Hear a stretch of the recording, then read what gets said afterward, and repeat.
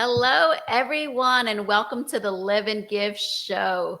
We have a special episode today. So, if you're wondering what is going on with our outfits, it is the Lunar New Year. So, happy Lunar New Year, everyone. Happy New Year! Happy New Year's. And so, traditionally, we have red envelopes filled with lucky money. So, this is your lucky envelope for the year, and this is yours. So, my name is Huang Nguyen. I have with me my lover, Jaime Gonzalez, and Maria Coleman. And traditionally, the Lunar New Year is celebrated, and it changes every year according to the calendar there. But traditionally in Vietnam, this is what we call an ao dai, which is our outfit. And we have Maria in her beautiful ao dai as well. And it's really important to set the tone for the new year, just like how we celebrate it here in America. Over there, it's actually 3 days of no work. And it's a lot of celebrating prosperity, wealth, families get together, everyone cooks a feast and to share that this time of the year. But it really, the beginning sets the tone for everything. So it's a really big celebration for us. And today is day 3. It started on Saturday. So this is the 3rd day. So the first 3 days are really the most critical days for the Lunar New Year for us. But I'm super excited about our topic today for failures and adversities, because on episode 1, we said, wouldn't it be awesome, instead of just talking about the successes, that we actually discuss the failures, the adversities, and overcoming some of those. So Hello, why everyone. don't you start us off today? Happy New Year, everyone, and especially to all my Asian homies and friends and family. And so today we are discussing failures and adversities and how you overcame them.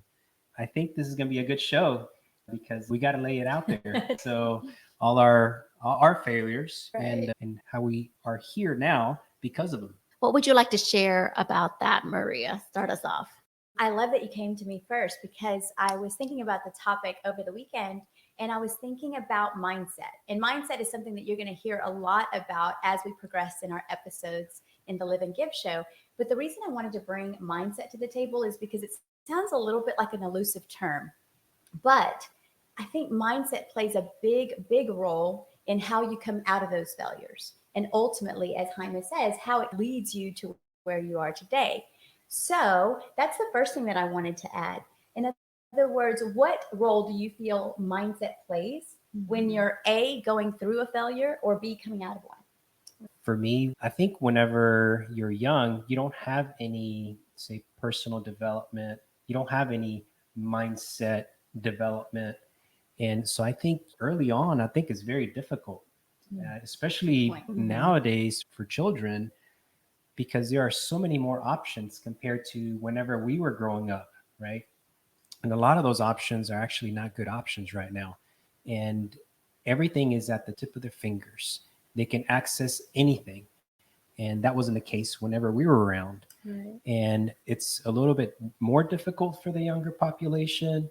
But now, since they have access to it on your phone, I think we just need to educate the kids that it is accessible to start looking at some of those platforms that we are now, for the past 10 years or so, we're learning about it. Can you You know? share 3 specifically that maybe anybody who's watching, who's going through some hard times, who wants to have some of these platforms that are easily accessible? I know there's a lot of them, but could you share, let's say, 3 of them that people can start following? I think one of my favorites is mainly YouTube. I listen a lot to Les Brown. So he's probably one of my favorites because he has a lot of energy, but he's very, very positive and he's hungry. And that's what he talks about, being hungry for life, being hungry to grow, being hungry to self-develop and educate yourself. But he talks a lot about how you can not know a lot of things initially, but so quickly by just listening to him, you can learn so fast. I think he's probably one of my favorites right now. And of course, Jim Rohn is one of my favorites. And even though he's not with us anymore, there's still a lot of great YouTube videos from him. We've gone to a lot of Tony Robbins seminars. So, Right.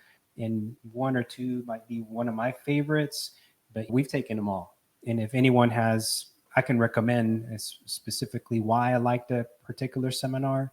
But yeah, he has a lot of great content. What do you usually like and listen to for these mindset goals and development?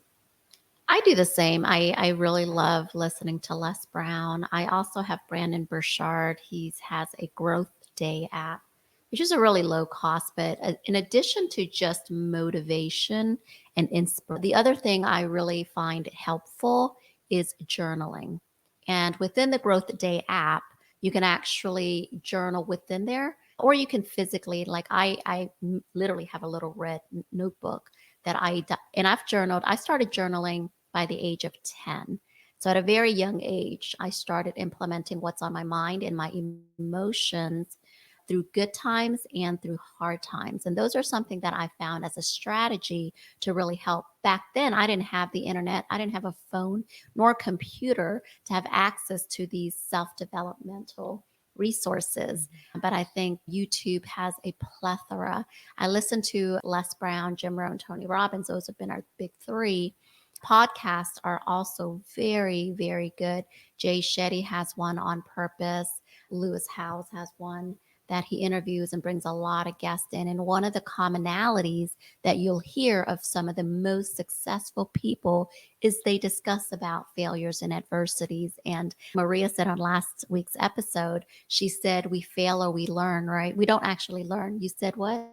Well, that's not my quote, It was, but yes, so you either win or you learn. You win or you learn, not fail. So the failure, how quote unquote failure, is something that you always will learn something. But when you're in the midst of learning, this past weekend I was just listening in someone who was a really big speaker. You guys might have known Eric Thomas, but he talks about failure. And so the problem with failure is some people keep doing the same thing, expecting a different result and doing like constantly thinking, why can't I get out of the hole? And the thing with failure or adversities is you have to stop and figure out why are we failing? Why is it not going in the direction? And what do I need to do in order to pivot and change my strategy? And so there is a curveball of getting out of the hole of you can't just continue failing and continue doing it. You actually have to stop, reflect, and see what are some adaptation and skill sets and people that you need to surround yourself with in order to change the direction of what's happening. Right. So I think that's a really big one that I really enjoy. What about you, Maria? What do you do when there's adversity or your past failures that have helped your journey? No, I love that you mentioned journaling. I know that journaling is something that I have traditionally struggled with, and not necessarily because of the modality itself, but more so just because I don't feel comfortable sharing my thoughts on paper that someone could potentially read, right? But I do think that it's very beneficial. I think learning from others by way of a podcast or by way of an audio book is helpful. Earlier, I mentioned the topic of mindset, and I'll tell you the reason why. Because as I mentioned, mindset is kind of an elusive word, but the idea is that while you may not know what mindset is or how to fix your mindset, it's by watching others or listening to others or understanding how they might traverse a particular obstacle that then you learn vicariously. And so I love the topic of journaling. I have used some, for example, the 5-minute journal from Intelligent Change. I love that because it's quick and it's simple. But at the same time, it's something that gets you to be introspective, talking about what happened that day or what you are hoping to accomplish in the future. Another thing when it comes to failures is that sometimes we don't really know what the lesson is going to be until you come out of that. And it's the difficult time is when you're in the thick of it. Right. But if you change your physiology, then you can change your psychology. So maybe going for a walk in nature, for example, or doing a workout. And sometimes that's the last thing you want to do. I understand that. But it is amazing how just going for a walk can change your perspective. Yeah, I think health is key.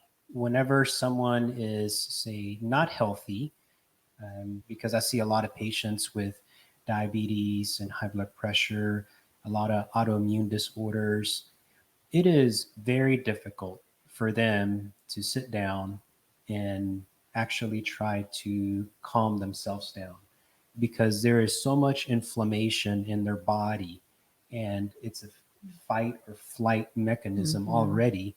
I think you're on the right track for me. And if you are not healthy per se, it is very difficult to have a great mindset. I don't see a lot of people that are very unhealthy with a great mindset. I don't know a lot of people that Right. actually have that, knowing how to be healthy. And we'll talk about this very, very in depth in, probably in a couple episodes. Yeah.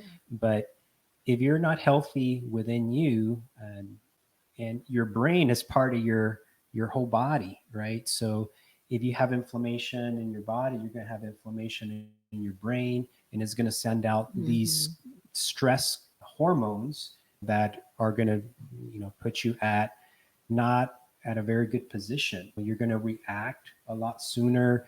You're not going to be able to handle a certain situation properly, and you just have to calm yourself down.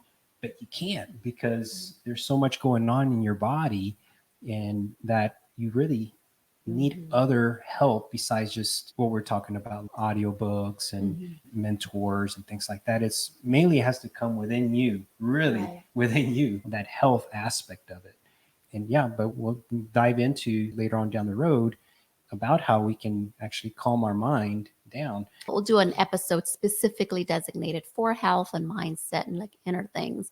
But I think some of the strategies, because at the midst of, and I'm pretty sure people are who are listening in who are like, well, right now, what can I do right now that can get me out? Because this is stressful times, right? We all go through stressful times and struggles, whether it's a failure or adversity or challenge within our personal, with ourself or our significant other or something at work or a colleague, or there's a whole plethora of things. But you touch upon something that's very important, which is your inner calm, your inner peace. And I think on a high level, some of the things that, especially through our own growth journey, gratitude practice has been something that I find has been really helpful because it gives you perspective. And so going to help one other person, if you just made your focus, even on the day that you feel absolutely like you don't want to get out of bed, you feel like everything is a domino effect falling and spiraling downwards. If you can shift your energy and focus on how can I help just even not a whole bunch, one other individual, it will definitely shift the energy and your focus off of the situation where you're at. I don't know if that helps other people, but I know that's definitely helped me. And then being able to, when you do the gratitude practice, like for me, it doesn't have to be long. Even if it's the start of your day or the end of the day, reflecting back what you're truly grateful for. And it doesn't have to be anything grand. What I find is if you focus on small daily wins, like even if it was like, okay, today I got up. Today, I did a 5-minute walk. Today, I did my breathing for 2 minutes. Today, I made a phone call and picked up the phone and checked up on family members or friends. Like, it doesn't have to be anything grand, but celebrate those small wins. And I think if you focus on those small wins, it starts stacking. Just like when you start focusing on negative things, that starts stacking. But if you can just do small daily celebrations, I think that's one of the strategies that I find is really helpful. And for those of you that tuned in to listen to our failures and adversities, we are working our way there. Now, remember, the purpose or one of the purposes of the Live and Give show is for us to share with you strategies and based on our experience, something that has worked for us. And so we don't want to just lay down all the failures without telling you that there's hope on the other side. And part of that comes in the form of various modalities. We talked about journaling, we've talked about calming yourself. It could be a source of meditation, for example, going on walks, and also just treating your body with respect and having that sense of gratitude. For those of you that are going through a challenge, our heart goes out to you right now because we know that, as Dr. Hua mentioned, times are hard. But the fact that you are here, that is one of those things that you can celebrate. So let's go ahead and dive into some of those failures. Do we have any volunteers Do you want who to wants to share? put themselves on display? I think for me, it was probably I had graduated college, and my college life was pretty easy. I would just, study for an all nighter, and I would get all A's. Right? And all the other times, I would either go out or do play sports, which I've played throughout, since childhood. So I didn't really have to try as hard in college. And then I graduated towards the top of my class. But then after college, whenever I was in optometry school to become an eye doctor, I kept that same routine. So actually, I exponentially made it a little bit more. So I would go out 6 days a week. 6 days a week. I would rest for one day. And then I probably did that for maybe 2.5 months or so.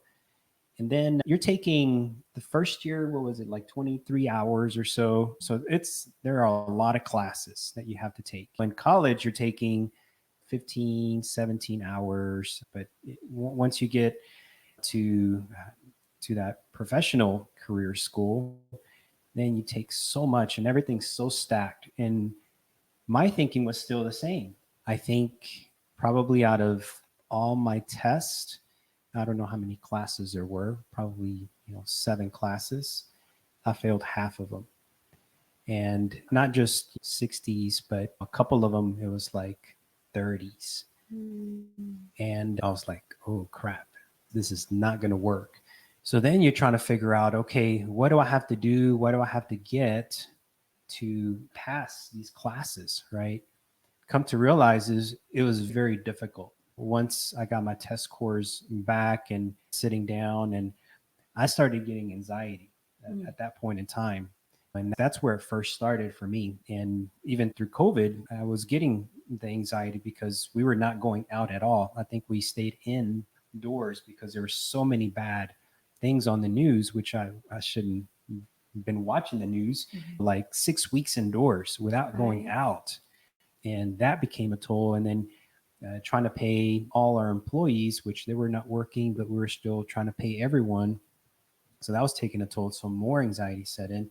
But going back then, where my test scores were really bad, I pretty much passed all my classes except one. And that was my first time ever. First of all, failing tests, that was my first time. But then not passing the course, that really set me back, and I was depressed, and I didn't want to tell anyone. So I was very, very ashamed about what happened and what I was going to do. But I am so glad that that happened, because my going forward, I was a lot more organized.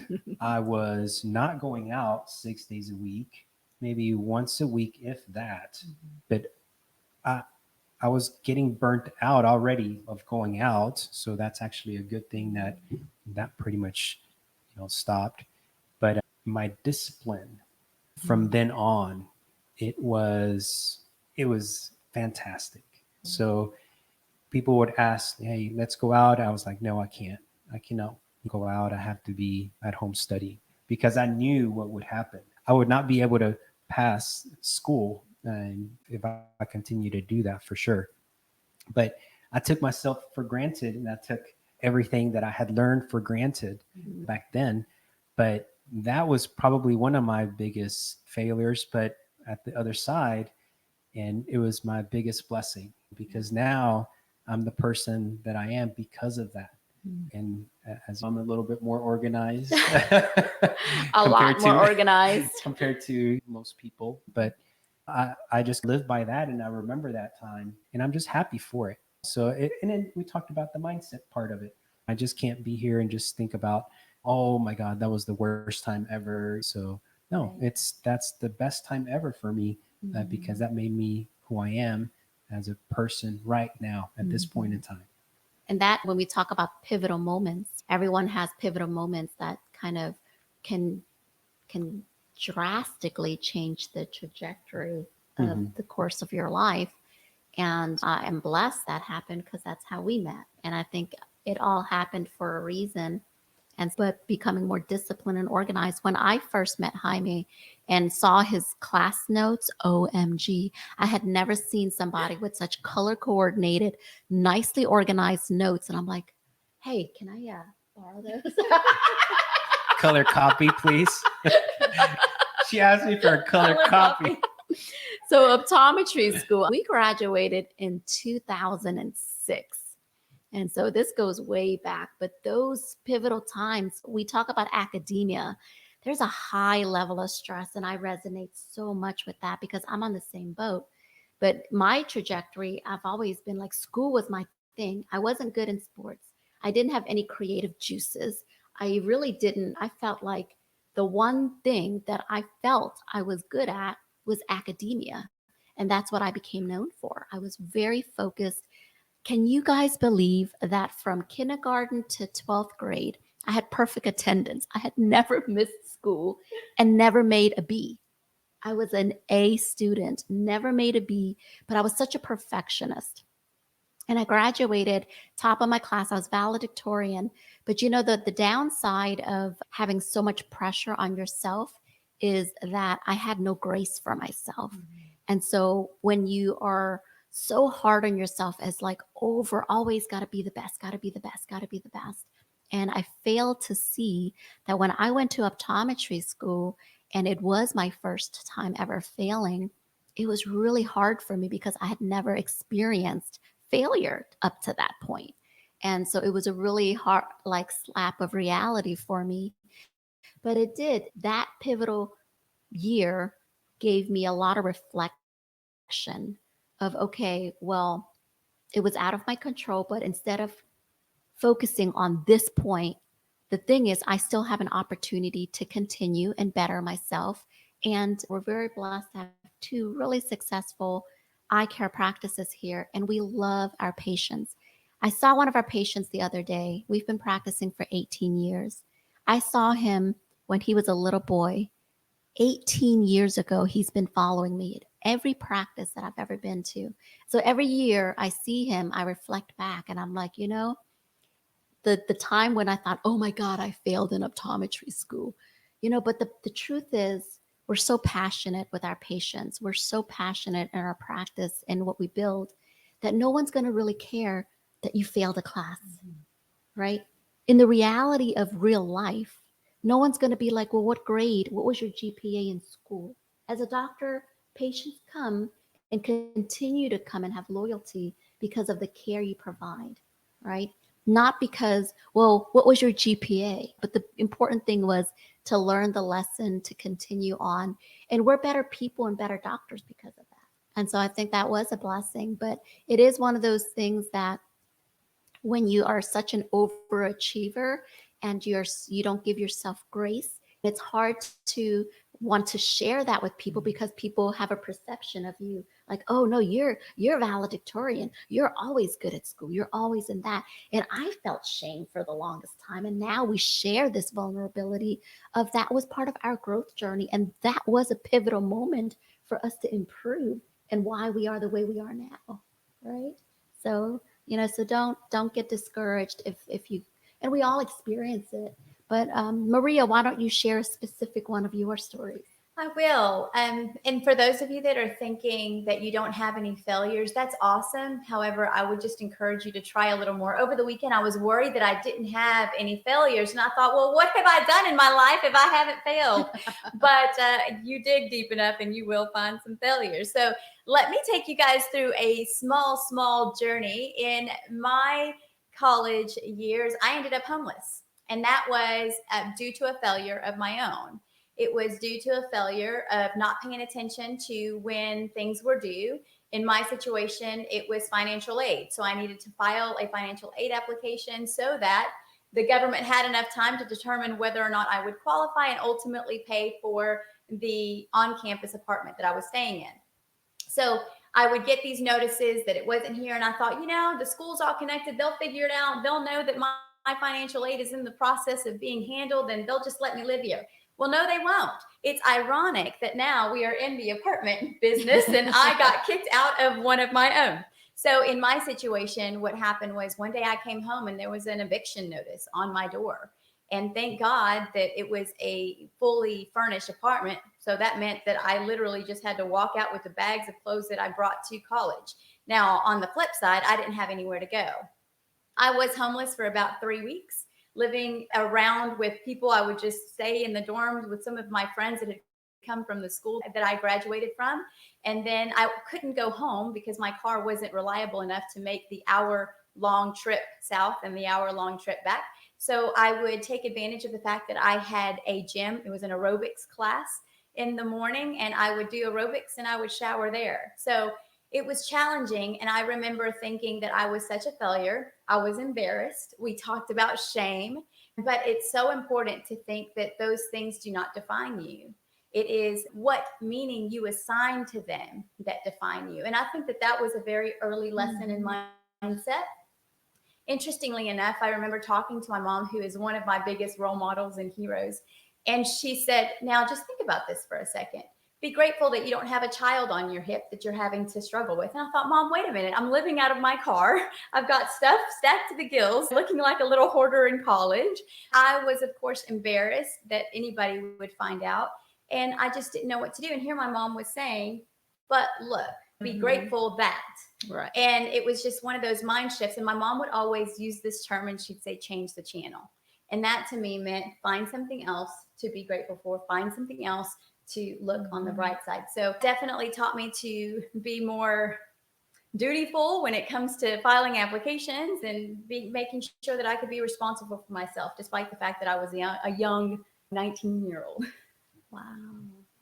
So all of them have been about school. How about in life and outside of school? You know, relationship is a hard one. Yep. Mhm. Relationships is a personal side because our emotions, when you're dealing with love and connection and feeling like that's failed. But again, that was another example for me.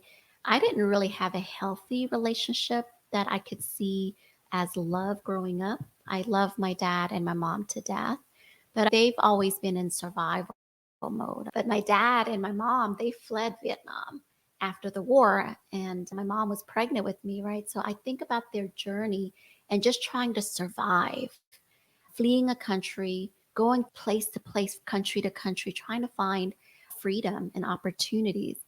But because they were young and then having 3 kids and trying to find work, all I ever saw them do is work 80 to 100 hours and financial struggles. And so I never really saw a loving side and a healthy relationship in my parents. It was always about work and if financial stresses. That was always what I saw. And then when my dad passed away, again, I didn't see healthy relationship with my mom. She got into some very unhealthy relationships. And so my perception of love and relationship, I had a hard time trusting. So when I had my relationship and I felt like, well, it was my boyfriend. And then after we were just not on the same page, but I stayed in the relationship because I didn't want to be a failure. I wanted to do everything possible to make it work. And I'm like, well, what if I can just do this, then he'll be happy. If I can just do this, then we'll be happy. If he changes this, then we can make it work. And after 4 years, I'm like, yeah, it's not going to happen. But you don't want to be a failure. But I did that not once, but twice. But that was a blessing because those relationships, I saw a lot of, I've learned through those relationships, but there were bad things in those relationships that now I know what is it that I want? What do I really want in my significant other, my soulmate? And I had to raise my standards. And what I realized growing up was I just wanted love.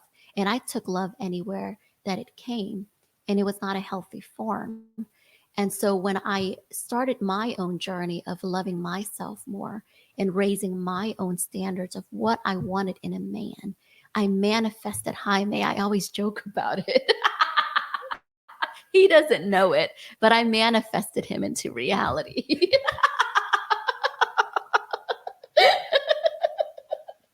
It's because you're like, what do you really want? Come on. I wanted a good boy.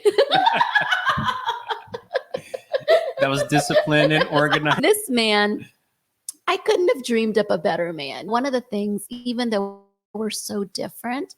And I was one of those really shy people. He always was one who just did it for inspiration. And like he would motivate me, even though it would take me 10, 20 steps longer to ever get there.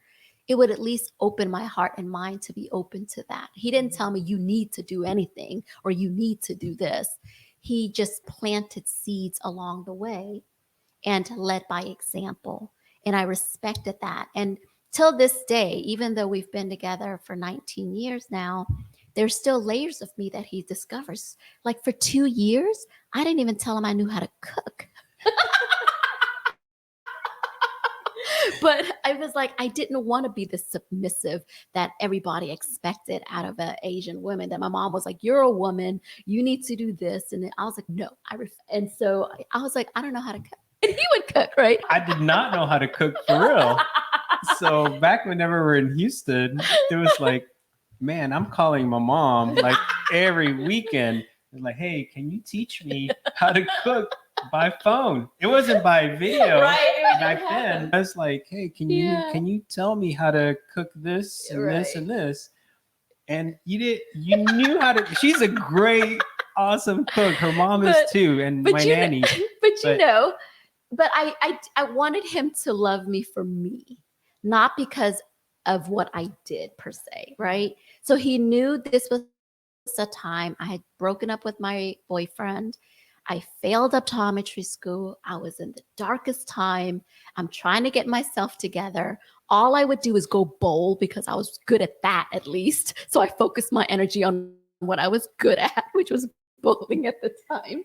And he was like, hey, where does Hua go most of the time? She comes to class.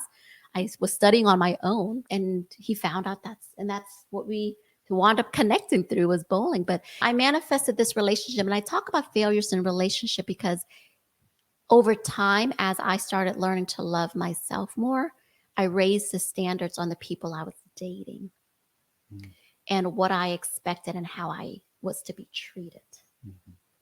And I think a lot of times in relationships that can be difficult if you're repetitive. It's like same thing, same man, different face. But it's because you attract what the energy you put out and what you accept. If your standard is low, you're going to attract low men. If your standards are higher, and you have to do the inner work first, right? And we continue doing, and I continue doing my inner work. But I knew within a month of meeting Jaime that this was going to be my soulmate, and this was the man I was going to marry. I kid you not, guys. No, you can. David, my best friend, actually, since elementary school, and he was living in Houston at that time.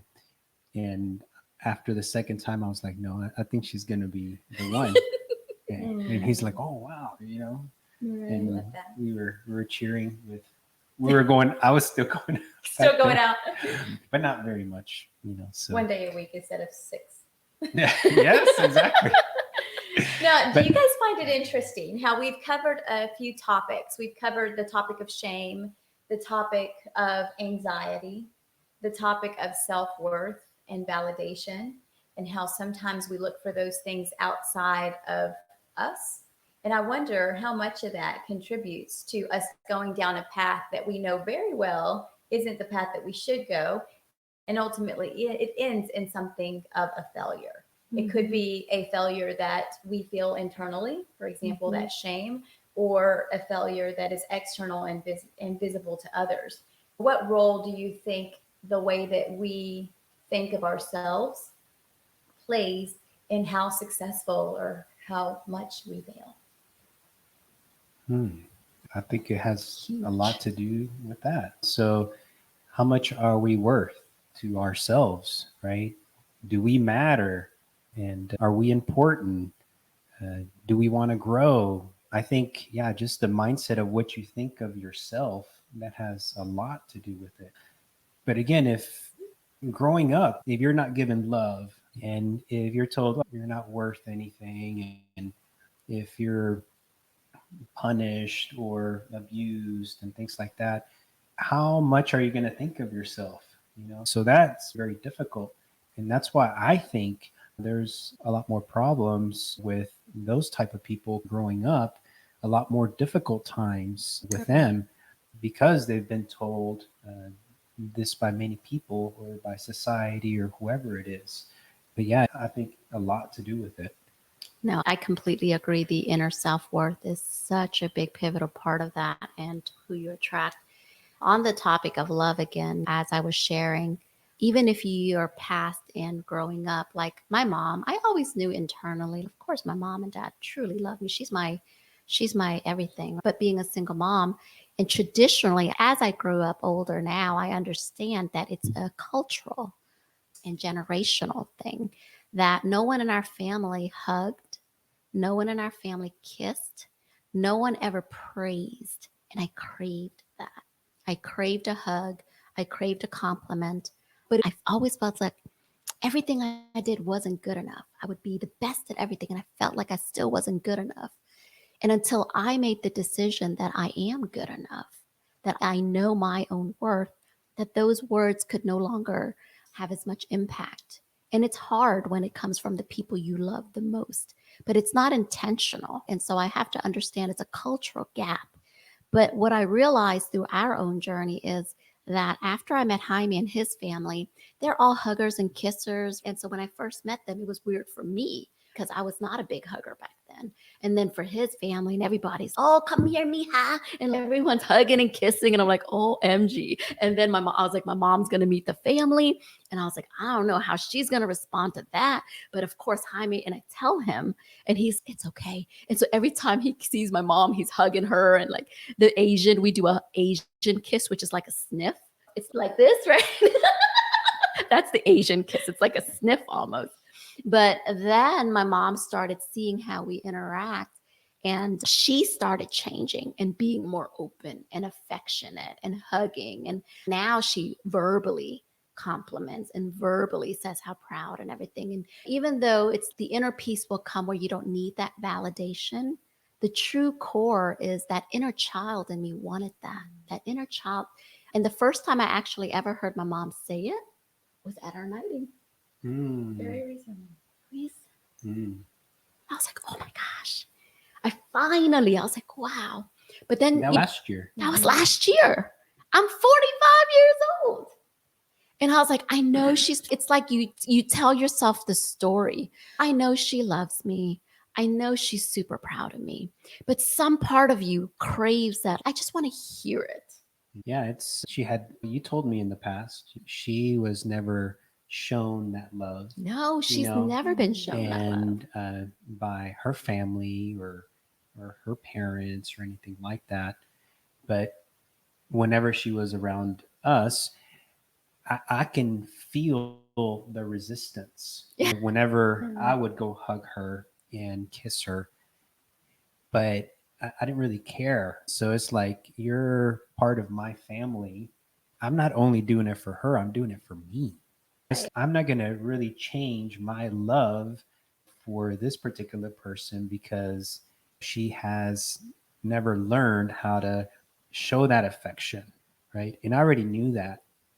And a lot of our friends, Asian friends, right, they're just the same way. And some of them are our age. Oh, I know. So, but it's just breaking through.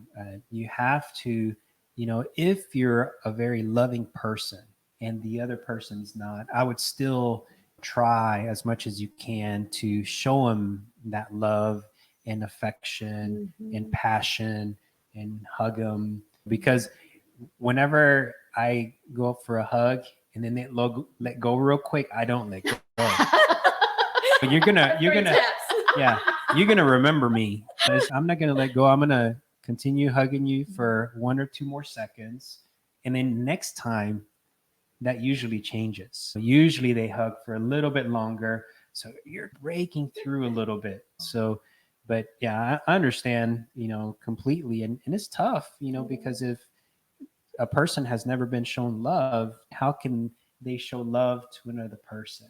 Right? It's difficult for them. And a lot of it is just like we've been talking about, mindset and breaking that adversity and that being uncomfortable feeling. The beauty of the story is that we don't have to continue that. Regardless if it's generation or generation, you can be the change. You can be the one to break the chain and create that change, whether it's for love, whatever you want to change and you want to see because you didn't experience that as a child, know that it can stop with you and that you can make that change, whether it's in love, in finances, in health. All of that doesn't have to keep continuing on just because that's how our parents passed it on. I was determined to change, that I was going to be the one to change the love patterns. With Athena, we're very super affectionate with her. Everything that we didn't have growing up, I wanted to make sure that we implement that change with her. Finances, whatever it was that we were struggling with, I wanted our generation to be different. Whatever it was with health, same thing. It's like, oh no, everyone in my family has diabetes. Everyone in my family has this and that. But you could be the change, Right. right? Mm-hmm. You can be that pivotal change. And that's why I say be the one to break that change. You can create it and find ways and resources and people to help you with that journey. But that is the beauty of it, because love is one of my highest values. Love and connection is so important for me. And when people say hurt people can inspire other people. Hurt people can change and not have to continue hurting other people. So I want to break that. If you've been hurt, that you have to continue, you're more likely to go hurt other people. Because you've been hurt, you know what that pain is. You don't want other people to feel that pain and hurt. That could be the cause and the reason to have the passion to want to change so other people don't experience that, right? Mm-hmm. And so I think you can utilize that in a positive way and whatever you're going through. But that when you talk about the self-worth, everything stems from that. What you allow and attract into your life is based on your own self-worth. And that's a continual journey that you do, right? And when we talk about these self-development and motivation and gratitude and all these different things, that's all part of building up your own self-worth and self-confidence and self-love. And that's so important because it trickles to everything. It trickles to everything in your life. It's a boomerang effect at the end of the day. What you're putting out there, the person that you're presenting out into the world, is essentially what you're going to give back. I think one topic that you mentioned when you were talking about manifesting Jaime, I do think that it's because you were a different person on the outside. And so as a result, you were manifesting him in the qualities that you were displaying. And I want to acknowledge one of our viewers, Mylin. She's actually one of those people that we were talking about in terms of just breaking that. It doesn't have to continue. And I think the same is true. You don't have to continue having a negative mindset when something bad happens. So at the end of the day, it's the meaning. Peter Crone, one of my favorite, he considers himself the mind architect. And it's just beautiful how he relays things in such a way that you can understand them so fully. But he said it's not necessarily the action, it's the meaning or the emotion that you assign to that. And I really do think that the reason that's important in business, we'll say, in business and in the career, is because of what Dr. Waugh just said. At the end of the day, we're still that inner child that received the good, the bad, the ugly. And it's what we're doing with it on a daily basis. Just because we're a little bit older doesn't necessarily mean that we have it figured out, but every day is a new opportunity for you to use those experiences, use those lessons to make a difference in not only your own life, but in the people that you're impacting on a day-to-day basis. I just thought of another, I guess, failure. Yeah, or adversity. So whenever we were married for 2 or 3 years, we were wanting to start a family. And so we were trying after the 3rd year, was it? And we were trying to get pregnant, and year would go by, and we would find out not pregnant. So this happened for what, 8 or 9 years. And so I'm looking at myself like, man, you are a big failure. It's like you can't even, become a dad. You're already married for 8 or 9 years, and you can't even have a child. And that was tough for me. And so we were starting to explore like other options, right? Mm-hmm. And so we're like, okay, first let's see if there's anything else wrong with health-wise, first of all.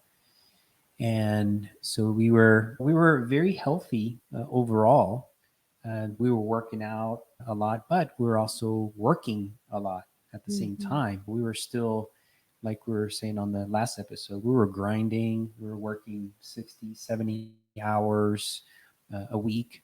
And that was very difficult. But whenever, while I had gone to the gynecologist, and she had these pains, monthly pains, and she would be in bed for a week almost in a lot of pain, like every single month. And that was very difficult, just to see her in bed and in pain, and just you can't really do much because they only tell her just take anti-inflammatories or whatever you can, discontinue this, and don't do this. But she was adamant on finding out exactly what it was. And so she had gone to her gynecologist, and her gynecologist had been practicing for a while already. And she's, no, there's something wrong with me. I know it. And she's like, I guarantee it. There's something wrong with me. And she's like, no, everything's fine. And so she's, I want you to go in, um, and I want you to make sure I don't have endometriosis. And she was like, I want you to prove it to me. And so she went in, and she had severe endometriosis. And so she was lasering all these sites. And I don't know if she even felt sorry for you or not, or if she's apologized or whatever. But 1 or 2 months later, after she had this procedure, she ended up getting pregnant. But looking back at it, that's the best thing ever. It's like, yeah, we could have been there getting super upset at the doctor and for having Hua go through all this pain for all these years. But no, Athena is the biggest blessing that we've ever had. And that's one of the reasons that we show her so much love, just because we knew we endured a lot of difficult times by just having to conceive her, right? And we tell her, hey, look, it was very difficult, but we were able to have you. And if there are other mothers out there that are having a difficult time, is you have to, a lot of the times, being doctors, right? And most of the time we don't like being questioned, but sometimes you have to have either a second opinion, or they have to have some sort of proof that you're actually doing the right thing, right? Because you can't go life without just difficult times. And one of the things that she resisted a lot, because I kept doing all the research and I said, I truly 100% believe I have endometriosis. And you cannot just do a scan externally and diagnose endometriosis. You have to go in and do a lab procedure on me. And she said, your insurance is not going to cover it. I was like, oh my gosh, I am not worried about my insurance. I will pay out of pocket for it. But like you said, going in to prove it. But because it was such a hard time for us to have a child, I think had we just had a child, sometimes we can take our children for granted. But the fact that because it was such a journey for us to become parents, and when I met Jaime, we joke about it, but I said, how many kids would you like? He said he wanted 5 kids right off the bat when we were first dating. That's like a Mexican household. That's pretty much where we grew up. My parents, like my mom, she has a like. So you could only imagine the emotional turmoil as a woman to be his wife and not be able to have a child, right? And the stress that induced. And so I found out Christmas Eve, we were with his family. Traditionally, we do Christmas Eves, we do tamales, we cook, and we open up Christmas presents. And I had already missed my periods, and I felt, I don't know, something's wrong, different with my body. And so I had gotten a pregnancy test that night, and I found out I was pregnant. I've never been so happy finding out that I was going to become a mom. And I hid it from him and I put it in a little gift box. And the next morning, I made breakfast on Christmas morning. And I said, I made him breakfast and I said, I have one additional gift. And he goes, we already exchanged gifts last night. I was like, it's a bonus gift. And so I remember him opening up the gift, and I had never seen Jaime cry ever in my life up to this point. He was always very more macho man, and I had never seen this softer side where he would cry. But when he opened up that box, oh my gosh, he cried. And like we were to the That's probably the happiest day, right? That we were going to find out that we were going to be parents. But that was a big blessing. And we didn't give up. One of the things I already mentally was prepared for was like, even if we could not biologically have our own kids, like I was open and willing and I was accepting that. If that was not in God's plan for us to have our own child, I was okay with that. And the most important thing was I really loved you and I was blessed to have you. But to have a child like a Ninja, we nicknamed her Ninja. And I was like, God blessed us with such a kind, loving, adventurous child. It's never a dull day. And I was like, even if we don't have 5 kids, we're blessed with the one. And so we never take it for granted, like the health of our child and just our family and just the core things. It's like those little things that we sometimes may take for granted. We don't take for granted, right? Because, man, even if we have all of these other things that we're stressing about or problems, whether it's work or other things in the market or whatever's going on, if you just reflect back and you're like, man, I'm so blessed. I woke up today, right? That my mind is, that I'm able to breathe properly, that I have hands and feet, that I have a loving husband, I have a child, right? And just those things that we're like, we think, oh, it's always going to be there.